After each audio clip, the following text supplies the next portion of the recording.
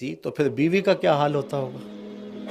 یعنی جب ان رشتوں کا جو خونی رشتے ہیں جب ان کا تقدس بھی نہیں تھا تو پھر بیوی کے ساتھ کیا سلوک کرتے ہوں گے؟ لیکن میرے اور آپ کے آقا و مولا نے جہاں باقی رشتوں کو تقدس دیا وہاں بیوی کو محبوبہ کی مسند میں بٹھا دیا۔ سیدہ عائشہ رضی اللہ تعالیٰ عنہ کو حمیرہ کہہ کے پکارا کرتے تھے، بلکہ فرماتی ہیں ایک دن حضور تشریف لائے تو میں آب خورے میں پانی لے رہی تھی تو حضور نے دور سے مجھے دیکھ کے کہا عائشہ تھوڑا سا پانی میرے لیے بھی چھوڑنا، تو میں نے پانی چھوڑ دیا تو حضور نے میرے ہاتھ سے پانی لیا، پینے لگے تو پھر رک گئے، پھر میری جانب دیکھ کے کہا عائشہ ذرا بتانا تم نے ہونٹ کہاں لگائے تھے، مجھے بتاؤ اگر شوہر کا رویہ بیوی کے ساتھ یہ ہوگا تو گھر جنت بنے گا یا نہیں بنے گا؟ اور کائنات کی تاریخ میں اس کی دوسری مثال نہیں ہے کہ حضرت سیدہ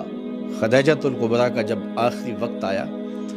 تو انہوں نے سیدہ فاطمہ سے بھیجا کہ جاؤ جا کے اپنے باپ سے چادر رحمت مانگ لاؤ، تو وہ حاضر خدمت ہوئی تو حضور نے پوچھا بیٹا ماں سے پوچھو چادر کرنی کیا ہے،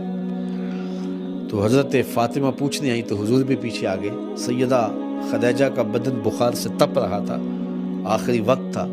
تو انہوں نے کہا حضور میں نے چادر اس لیے منگوائی ہے کہ مجھے لگتا ہے کہ یہ بیماری سے میں جان بر نہیں ہو سکوں گی، میں نے چادر اس لیے طلب کی ہے کہ اس چادر سے مجھے کفن دیا جائے، اندھیروں میں بیٹھ کے عقیدے نہ گھڑے جائیں،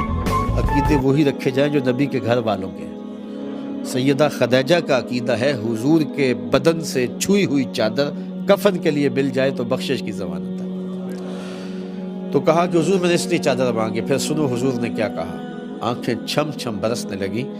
اور حضور نے فرمایا خدیجہ تو چادر مانگی ہے، لو اردت جلدی لآتیتک، اگر تو میری جلد بھی مانگتی تو میں وہ بھی اتار کے دے دیتا، کوئی لاؤ تو صحیح جو ہے وہ کوئی ایسی دوسری مثال، تو زمانے کو عزتیں میرے حضور نے دی، رشتوں کو تقدس میرے مصطفیٰ نے دیا ہے۔ ایک غیر مسلم نے اسلام کو قبول کیا، کسی میگزین میں چھپا تھا، تو اسے پوچھا گیا کہ اسلام کی کس قدر نے تجھے متاثر کیا، تو اس نے کہا سیرت کا صرف ایک واقعہ میری ہدایت کا سبب بن گیا، وہ کیا؟ کہا مجلس رسول کی لگی ہوئی تھی صلی اللہ علیہ وسلم، تو ایک شخص اٹھ کے کھڑا ہو گیا کہ میرا بیٹا کئی دنوں سے گم ہے، مل نہیں رہا، آپ دعا کر دیں مل جائے، قبل اس سے کہ حضور کے ہاتھ اٹھتے اور اجابت کے سارے در کھل جاتے، اسی مجلس میں ایک اور شخص اٹھ کے کھڑا ہو گیا، عرض کرنے لگا حضور میں ابھی فلاں باغ کے قریب سے گزر کے آیا ہوں، بچوں کے ساتھ میں نے اس کے بیٹے کو وہاں کھیلتے ہوئے دیکھا ہے، تو باپ کو جب یہ پتہ چل گیا کہ میرا بیٹا فلاں باغ میں ہے تو اس نے اس کی تلاش میں دوڑ لگا دی، تو حضور نے فرمایا سے بلایا گیا، کہا بہت جلدی ہے؟ جی حضور آپ جانتے ہیں ایک باپ کے جذبات کیا ہوتے ہیں، کئی دنوں سے آنکھیں ترسی ہوئی ہیں اور ممتا کی ماری ہوئی ماں الگ تڑپ رہی ہے، نہ اس نے کچھ کھایا ہے نہ کچھ پیا ہے اتنے دنوں سے، میں چاہتا ہوں خود بھی آنکھیں ٹھنڈی کروں اور ماں تک بھی پہنچاؤں، فرمایا ضرور جاؤ، میں تمہیں روکتا نہیں، روکنے کے لیے بلایا بھی نہیں، تمہارے جذبات سے اچھی طرح آگاہ ہوں، لیکن تمہیں بلایا ہے تو اس کا بھی ایک مقصد تھا، جی حضور ارشاد فرمائیے، فرمایا جب باغ کے کنارے جاؤ تو بچوں کے ساتھ اپنے بیٹے کو کھیلتا ہوا دیکھو تو اس کو بیٹا بیٹا کہہ کے آوازیں نہ دینے لگ جانا، اس کے نام سے اسے پکارنا اور گھر لے جانا۔ عرض کی حضور میرا بیٹا ہے، اگر میں بیٹا کہہ کے پکاروں تو حرج بھی کیا ہے؟ فرمایا کئی دنوں سے بچھڑے ہو، تمہارے لہجے میں بلا کا رس ہوگا اور تم نہیں جانتے، ہو سکتا ہے کھیلنے والوں میں کوئی یتیم بھی کھیل رہا، اور جب تم اپنے بیٹے کو بیٹا کہہ کے پکارو گے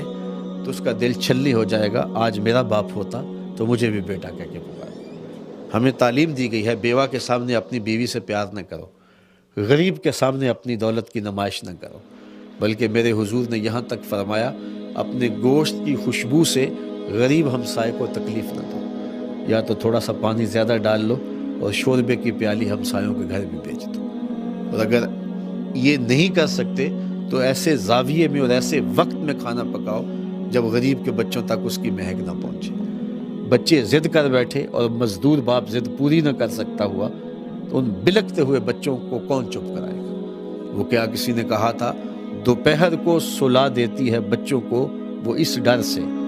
دوپہر کو سلا دیتی ہے بچوں کو وہ اس ڈر سے، گلی میں پھر کھلونے بیچنے والا نہ آ جائے۔ تو حضور علیہ السلام نے ہمیں یہ تعلیمات دی ہیں، کیسا لوگوں کی نزاکت قلبیہ اور یتیم کی نزاکت قلبیہ کا خیال اور لحاظ رکھا۔ تو اب اس یتیم کو کوئی کہے کہ تو حضور کا میلاد نہ منا تو وہ کہے گا منہ دوسری جانب پھیر لے، میں تو دم دم مصطفیٰ کا نام لوں گا، میں تو اٹھوں گا تو نام حضور کا لوں گا، میں تو بیٹھوں گا تو نام حضور کا لوں گا، مجھے تو شناخت ہی حضور نے دی ہے، مجھے تو عزت ہی حضور نے دی ہے۔ مجھے تو دھکے دیے جاتے تھے، فذالک الذی یدعو الیتیم، قرآن نے بتایا ہے، تو مجھے تو عزت اس چوکھٹ سے ملی ہے، میں تو ساری زندگی حضور کے نام کا جھنڈا اٹھا کے گھومتا رہوں تو حق پھر بھی ادا نہ ہو، اس لیے کہ میرے وقار کی ضمانت ہی مصطفیٰ جان رحمت ہے۔ تو اس لیے حضور کا میلاد، یہ ایک دن کا میلاد کیا، ایک شب کا میلاد کیا، ساری زندگی بھی میلاد میں گزار دے، حق شکر پھر بھی میلاد ادا نہ ہو۔ اور آخری بات تعلیم کے حوالے سے یہ ہے کہ میلاد تو عربی کا لفظ ہے نا، اردو میں اسے یوم پیدائش کہتے ہیں اور عربی والے اسے انگلش والے برتھ ڈے کہہ دیتے ہیں۔ تو کسی کی برتھ ڈے پہ اگر آپ جائیں،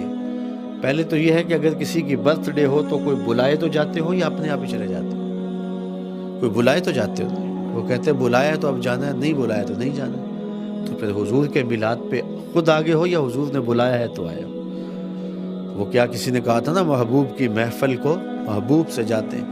آتے ہیں وہی جن کو سرکار بلاتے ہیں۔ اور دوسری بات، جب کسی کی برتھ ڈے پہ جاتے ہو تو خالی ہاتھ جاتے ہو یا کوئی تحفہ بھی لے کے جاتے ہو؟ تو یقیناً کوئی تحفہ لے کے جاتے ہو، تحفہ بھی وہ جس سے وہ خوش ہو جائے۔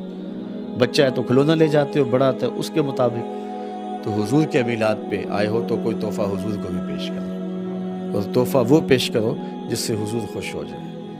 اب حضور کس سے خوش ہوں گے؟ فرمایا وَجُعِلَتْ قُرَّةُ عَيْنِي فِي الصَّلَاةِ، میری آنکھوں کی ٹھنڈک نماز میں رکھی۔ اگر آج اس میلاد کی محفل میں بدقسمتی سے ہم میں سے کوئی شخص بے نمازی ہے تو یہ تحفہ حضور کی بارگاہ میں پیش کرے کہ آج کے بعد نماز نہیں چھوٹے گی۔ اور اگر خوش قسمتی سے ہم سارے نمازی ہیں تو یہ عزم کر کے جائیں کہ ہمارے گھر کی چار دیواری میں کوئی بے نمازی نہیں رہے گا، کیونکہ جہاں بے نمازی ہوتا ہے وہاں نحوست ہوتی ہے۔ حضرت غوث اعظم فرماتے ہیں بے نمازی اتنا منحوس ہوتا ہے اس کو مسلمانوں کے قبرستان میں دفن نہ کرو۔ سلطان باہو بولے بے نمازی سے خنزیر بھی پناہ مانگتا ہے۔ اور شیخ سعدی کہتے ہیں بے نمازی کو قرض نہ دو، جو رب کا قرضہ نہیں دیتا تمہارا قرضہ کیسے ادا کرے؟ اور قیامت کے دن اللہ سب سے پہلا سوال نماز کے بارے میں پوچھے گا۔ اور قرآن میں آتا کچھ لوگ جہنم کی طرف جا رہے ہوں گے، راستے میں انہیں کچھ لوگ ملیں گے اور کہیں گے ما سلککم فی سقر، تم جہنم کو کیوں جا رہے ہو؟ تو وہ جواب میں یہ کہیں گے لم نکو من المصلین، ہم نماز نہیں پڑھا کرتے تھے۔ تو اس لیے میں اور آپ آج کی اس مجلس میں یہ عزم کریں کہ ہم اور ہمارے ماحول میں کوئی بے نمازی نہیں ہوگا۔ پھر حضور کا میلاد، اس کے فوائد دو چند ہو جائیں۔ میرے حضور فرماتے ہیں، میرے شیخ محترم، کہ یاری لا تو پاک نبی سنگ اے پر پوری یاری، پھر درود قبول ہے تیرا لکھ نہ لو ایک واری۔ تو یہ ہے کہ ہم حضور کا میلاد مناتے ہیں تو حضور کی تعلیمات، حضور کے لائے ہوئے دین کو جو ہے وہ ہم اپنائیں اور اختیار کریں اور اپنی نسلوں میں ہم منتقل کریں۔ یہ ایک الگ مضمون ہے کہ ہم اپنی نسلوں میں حضور کا پیار کیسے منتقل کر سکتے ہیں۔ اگر ان دنوں میں دوبارہ موقع ہوا تو میں اس عنوان سے کچھ باتیں ضرور آپ کے سامنے رکھوں گا، نہیں تو آنا جانا لگا رہتا ہے، یار زندہ صحبت باقی۔ اللہ تعالیٰ آپ لوگوں کو اپنی خاص کرم نوازیوں اور رحمتوں کے سائے میں رکھے۔ اور آپ اس دیار میں رہ رہے ہیں تو یہاں کی مشکلیں اور پیچیدگیاں جو ہیں اللہ تعالیٰ آپ سب کو ان سے محفوظ رکھے،